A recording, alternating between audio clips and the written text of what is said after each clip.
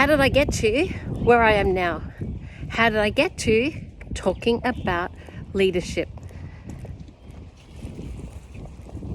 I was national sales manager for a medical supply company, and I was at the pinnacle of where I wanted to be. I had studied science, moved into forensic science, and then moved into sales, become state manager, then national sales manager.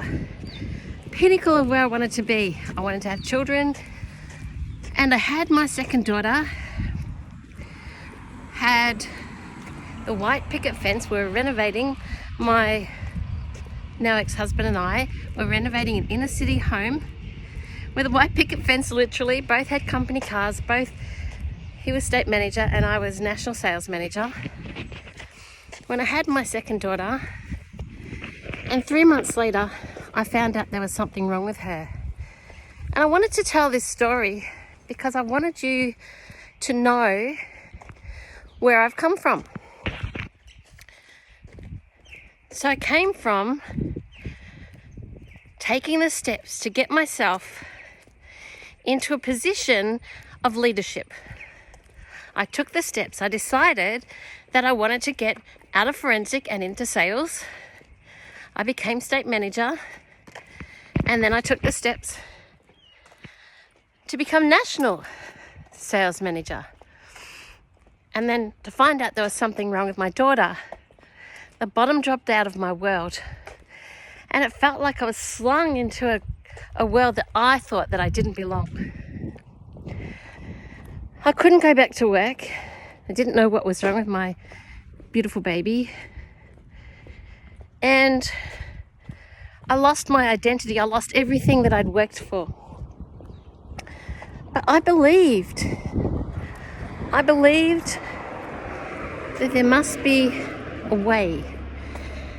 So I want you to know that, and I want you to know that it starts from believing. It starts from a dream, and then starts from believing that there is a way. From there, I went back to my role, not the same role, but a role in sales. And some people asked me to stand in a state election. So I didn't know anything about sales. And to be honest, a state election, wasn't something that I'd ever considered. I hadn't considered anything to do with politics. I didn't understand left from right. But I believed in what they were doing, and I believed in what they were doing. And what they were doing was about lobbying for what is now NDIS.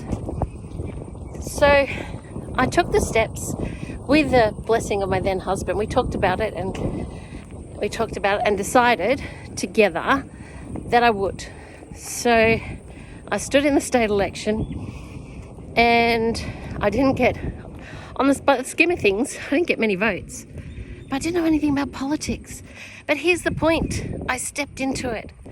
And I wasn't ready. I stepped into it before I was ready. From there, some people asked me to stand in a local government election because I already had the experience of standing in a state election. Even though I hadn't been elected, they knew that I understood about elections. So, firstly, you need to have a dream. Secondly, you need to believe. And third, you need to take action, and you need to step into it. Even though you might not feel ready, even though you think that this is not for you, you need to step into it and create that identity. Your identity catches up. Who you are being catches up to where you get to. But if you stand at the back, always hoping, always waiting, thinking that you're going to get there, it doesn't work like that. You need to decide and take the steps. But I wanted to share my story because I wanted you to know why I'm doing this and where I've come from. And I'm doing this because I want other women to know who face challenges, who might be in a similar position. You might be a carer like me. I want you to know that whatever you perceive, whatever you conceive, it's possible if you dream, believe, and take the action before you're ready. I'm Christine, Empowered Women in Business. Bye for now.